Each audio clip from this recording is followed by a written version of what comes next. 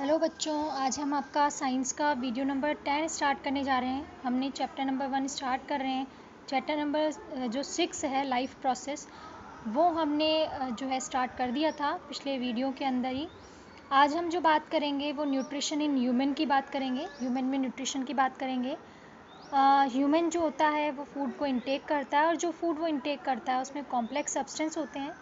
Food के लिए heterotrophic nutrition human के अंदर होता है, दूसरे प्लांट्स और एनिमल पर वो फूड के लिए डिपेंड रहता है। जब वो कॉम्प्लेक्स फूड सब्सटेंसेस लेता है न्यूट्रिशन के प्रोसेस में, तो उनको सिंपलर फॉर्म में चेंज करता है। कौन से प्रोसेस से? डाइजेशन के प्रोसेस से। डाइजेशन के लिए इनकी बॉडी के अंदर डाइजेस्टिव सिस्टम प्रेजेंट होता है, जिससे फूड के कॉम्प्लेक्स सब्सटेंसेस को सिंपलर फॉर्म में चेंज किया जाता है, और फिर वो सिंपलर सब्सटेंस जो है वो उसको एनर्जी प्रोवाइड करते हैं। तो इसके लिए कौन सा सिस्टम रिस्पॉन्सिबल होता है? Digestive system. ह्यूमन में न्यूट्रिशन के 5 स्टेप्स है। सबसे पहले ingestion of food, number 2 digestion of food, number 3 absorption of food, number 4 assimilation of food, और नंबर 5 इजेशन ऑफ फूड। ठीक है, इंजेशन ह्यूमन जो होता है वो माउथ के थ्रू करता है।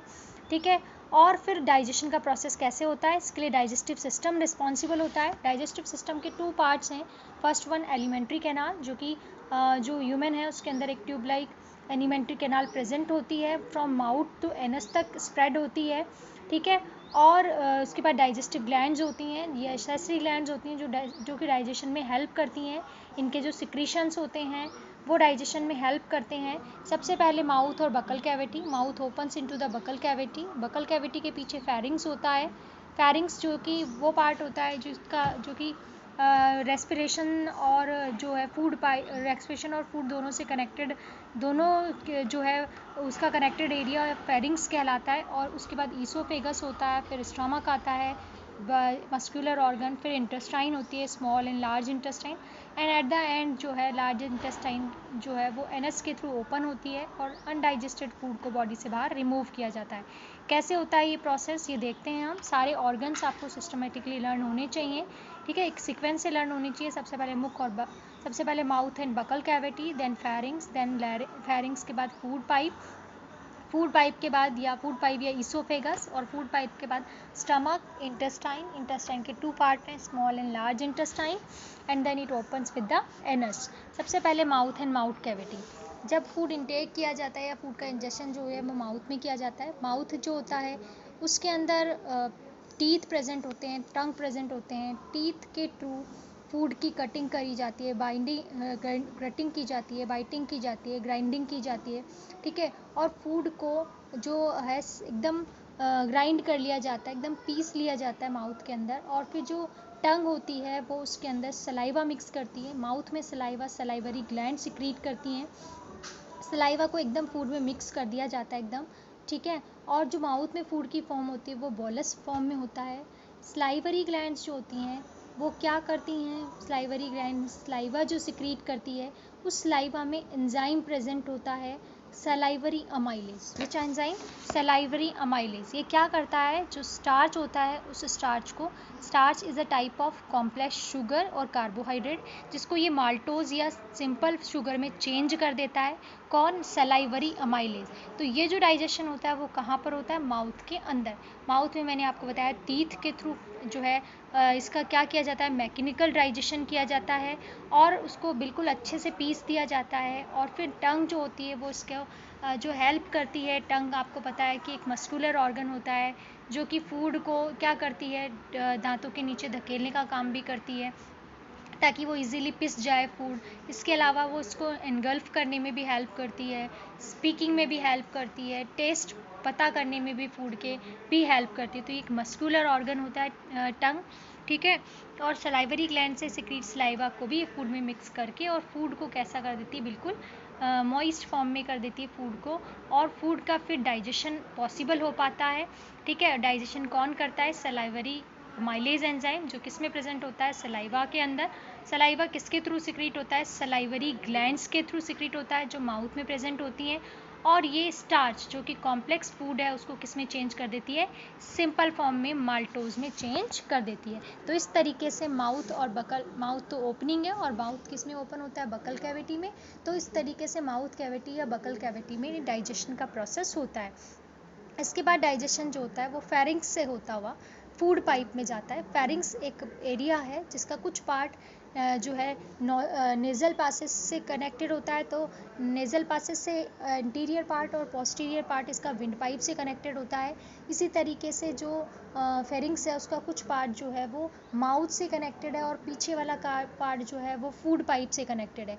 तो यहाँ फेरिंग्स में 2 पोर्स के थ्रू फूड पाइप और विंड पाइप ओपन होते हैं, जिन्हें अपन गिलट और ग्लोटिस कहते हैं। गिलट जो होता है वो फूड पाइप से कनेक्टेड एरिया है, फूड पाइप वाला एरिया है, और जो ग्लोटिस होता है वो विंड पाइप में ओपन होता है। ग्लोटिस के थ्रू फेरिंग्स जो होता है वो विंड पाइप में ओपन होता है। तो जब कोई भी जब ह्यूमन फूड एनगल्फ करता है तो फूड जो होता है वो ग्लोटिस में ना जाके गिलट में ही जाता है। क्यों ऐसा होता है? क्योंकि लैरिंग्स का एक पार्ट होता है जिसे एपिग्लोटिस कहते हैं। ये कार्टिलेजिनस फ्लैप जो होता है वो फूड एनगल्फ करने के ड्यूरिंग क्या कर देता है? ग्लोटिस को कवर कर देता है, जिसके कारण फूड ग्लोटिस में ना जाके गिलट के थ्रू ही किस में जाता है? फूड पाइप या ईसोफेगस के अंदर जाता है। आई होप आपको फेरिंग्स के बारे में भी समझ में आ गया होगा। देखिए, फेरिंग्स मैंने आपको समझा दिया अच्छे से। अब बात करते हैं ईसोफेगस और फूड पाइप की। ईसोफेगस जो होता है ये क्या करता है? ये जो है डाउनवर्ड रन करता है। जो ट्रैकिया होती है उसके पीछे की तरफ नेक में बिहाइंड द ट्रैकिया जो है ये पास करता है, डाउनवर्ड जो है वो मूव करता है। एंड ये क्या करता है? जो डायाफ्राम से होता हुआ एब्डोमिनल कैविटी के अंदर जो स्टमक है उसके अंदर ओपन होता है। भाई यहाँ पर 2 सिस्टम साथ साथ चल रहे हैं। ऊपर वाले जो थोरेसिक पार्ट होता है इसमें 2 सिस्टम साथ साथ, एक तरीके तरफ विंड पाइप होता है और जो है डायाफ्राम जो होती है वो थोरेसिक कैविटी का लास्ट पार्ट जो होता है वो डायाफ्राम होता है। उसके बाद एब्डोमिनल कैविटी स्टार्ट हो जाती है। तो ये फूड पाइप जो होता है वो जो है ट्रैकिया के आगे से होता हुआ, ट्रैकिया मीन्स जो विंड पाइप है उसके ही जो है विंड पाइप जो होता है उसके पीछे से होता हुआ कहाँ चला जाता है? डायाफ्राम से होता हुआ स्टमक के अंदर ओपन होता है। ठीक है, तो ये एक पाइप लाइक स्ट्रक्चर होता है। इसमें कोई डाइजेशन नहीं होता, ये ओनली फूड को माउथ कैविटी से कहाँ पर? स्टमक तक ले जाने का काम करता है। ठीक है, अब बात करते हैं स्टमक की। स्टमक जो होता है वो कैसा ऑर्गन है? तो स्टमक जो है वो एक जे शेप मस्क्यूलर ऑर्गन है और इसके अंदर जो मसल्स हैं उनके अंदर कॉन्ट्रैक्शन होने की वजह से या उनके अंदर पैरास्टेसिस होने की वजह से फूड जो होता है वो जो गैस्ट्रिक ग्लैंड जो गैस्ट्रिक जूस सिक्रीट करती हैं वो उसके अंदर थॉरली मिक्स किया जाता है। ठीक है, जो इसके थ्रू जो फूड है उसकी मिक्सिंग होती है यहाँ पे डाइजेस्टिव जूसेस के अंदर। और ये जो डाइजेस्टिव जूसेस हैं ये क्या है? यहाँ पे गैस्ट्रिक जूस जो कौन सिक्रीट करता है? गैस्ट्रिक ग्लैंड सिक्रीट करती हैं। ठीक है, गैस्ट्रिक ग्लैंड जो गैस्ट्रिक जूस सिक्रीट करती है इसमें HCl, पेप्सिन और म्यूकस प्रेजेंट होते हैं। HCl जो होता है वो क्या करता है? एक तो फूड को एसिडिक मीडियम प्रोवाइड करता है, क्योंकि वहाँ जो माउथ से फूड आया है उसके अब जब स्टमक में जब डाइजेशन होना है उससे पहले उसके लिए एसिडिक मीडियम होना ज़रूरी है। तो ये HCl सिक्रीट करता है जो कि फूड को एसिडिक मीडियम प्रोवाइड करता है जिससे कि एंजाइम उस पर एक्ट कर सकें। नंबर 2 ये क्या करता है? इनएक्टिव एंजाइम जो पेप्सिनोजन होता है उस इनएक्टिव एंजाइम को पेप्सिनोजन को एक्टिव एंजाइम पेप्सिन के अंदर चेंज करने का काम करता है। और थर्ड वेरी इंपॉर्टेंट काम जो ये क्या करता है? ये बैक्टीरिया को किल कर देता है।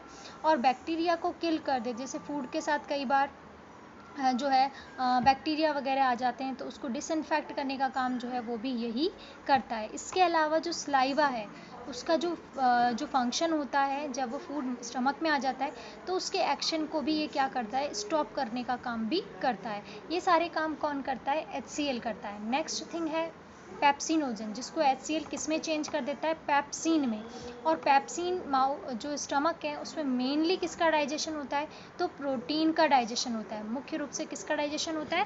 प्रोटीन का डाइजेशन होता है। तो पेप्सिन एंजाइम प्रोटीन को पेप्टाइड्स या अमीनो एसिड्स के अंदर चेंज कर देता है। कैसे करता है देखते हैं अपन।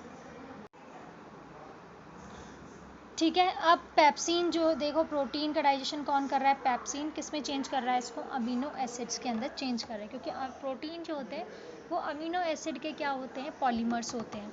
ठीक, तो अब बचा म्यूकस। म्यूकस क्या करता है? जो स्टमक की इनर वॉल होती है वो म्यूकस से कवर्ड होती है और स्टमक के अंदर HCl सिक्रीट होता है। तो ये म्यूकस मेम्ब्रेन जो होती है ये क्या करती है, HCl से होने वाले इफेक्ट से स्टमक की वॉल को प्रोटेक्ट करने का काम भी करती है, ठीक है।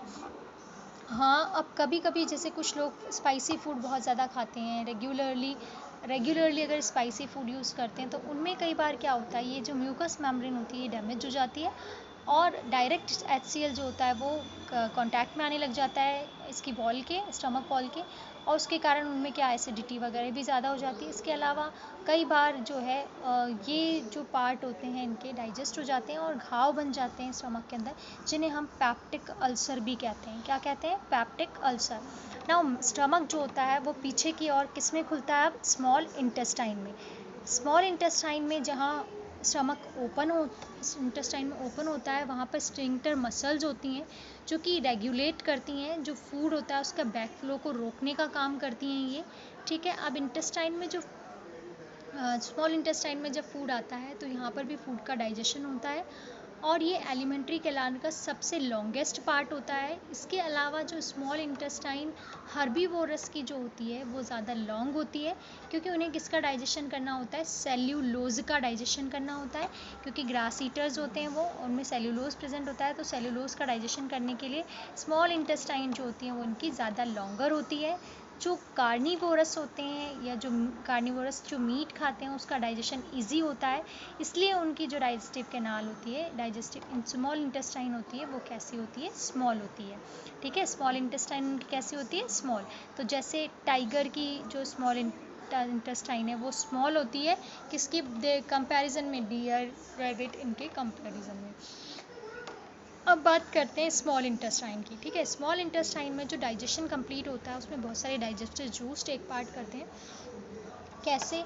एक तो जो लीवर होता है, लीवर के अंदर एक लीवर, आपको ध्यान है एसेसरी ग्लैंड की अपन बात कर रहे थे, सबसे बिगेस्ट ग्लैंड होती है लीवर जो है, बिगेस्ट एक्सोक्राइन ग्लैंड होती है लीवर।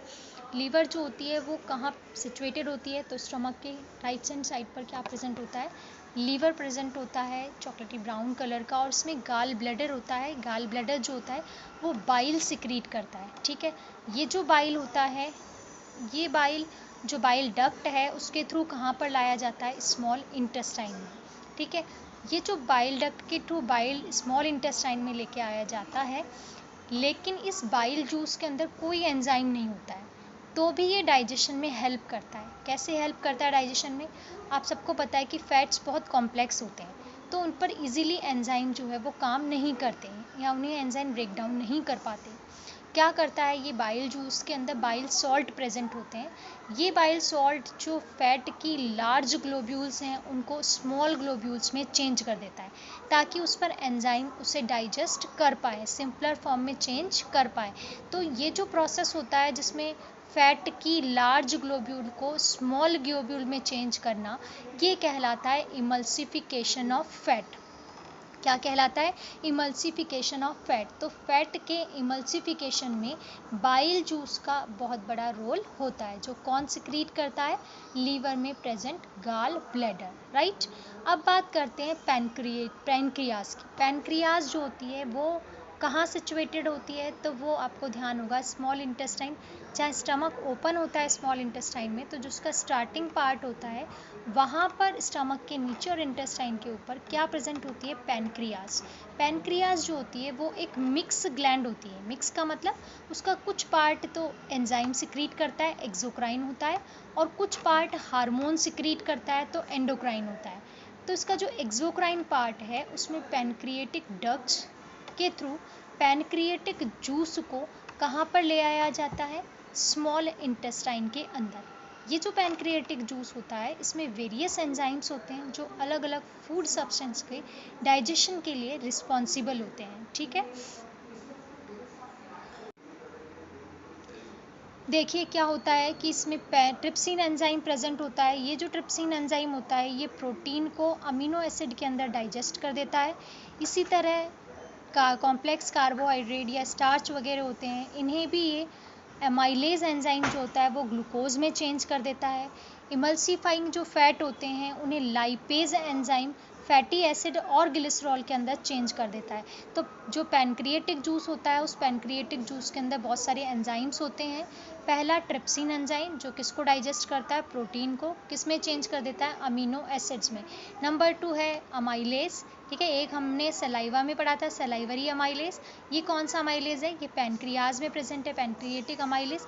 ये अमाइलेज भी कार्बोहाइड्रेट, कॉम्प्लेक्स कार्बोहाइड्रेट को डाइजेस्ट करके सिंपल शुगर या ग्लूकोज के अंदर चेंज कर देता है।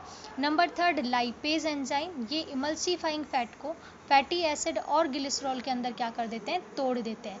तो इस तरीके से जो फूड का डाइजेशन होता है, अब बचा कुचा जो डाइजेशन होता है, इंटेस्टाइन में खुद का भी इंटेस्टाइनल जूस सिक्रीट होता है।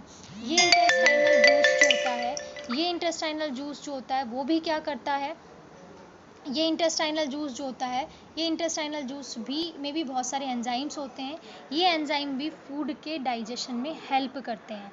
ये एंजाइम्स भी क्या करते हैं, फूड के डाइजेशन में हेल्प करते हैं। इस तरीके से इन तीनों जूसेस की हेल्प से number 1 pancreatic juice, number 2 bile juice और 3 इंटेस्टाइनल जूस के थ्रू स्मॉल इंटेस्टाइन में फूड का कंप्लीट डाइजेशन हो जाता है। जो कॉम्प्लेक्स शुगर हैं उन्हें ग्लूकोज में चेंज करा जाता है, जो प्रोटीन्स हैं उन्हें अमीनो एसिड में चेंज कर दिया जाता है, और जो फैट्स हैं उन्हें फैटी एसिड और ग्लिसरॉल के अंदर चेंज कर दिया जाता है। तो इस तरीके से जो डाइजेशन होता है वो स्मॉल इंटेस्टाइन में कंप्लीट हो जाता है। अब हमने न्यूट्रिशन का थर्ड प्रोसेस आपको बताया था कि एब्जॉर्प्शन। एब्जॉर्प्शन मीन्स क्या होता है, एब्जॉर्प्शन मीन्स क्या होता है कि जो इंटेस्टाइन की जो वॉल होती है उसके अंदर कुछ फिंगर लाइक प्रोजेक्शंस बन जाते हैं जिन्हें हम विलाय कहते हैं। ठीक है, ये जो विलाय क्या करते हैं, जो एब्जॉर्प्टिव एरिया है, सरफेस एरिया, उसको क्या कर देते हैं, इंक्रीज कर देते हैं। इस तरीके से स्मॉल इंटेस्टाइन में डाइजेस्टिव फूड का एब्जॉर्प्शन होता है। ठीक है, डाइजेस्टिव फूड स्मॉल इंटेस्टाइन के अंदर एब्जॉर्ब कर लिए जाते हैं। अब जो डाइजेस्टिव फूड होता है ये कहाँ पहुँचता है, आगे लार्ज इंटेस्टाइन में।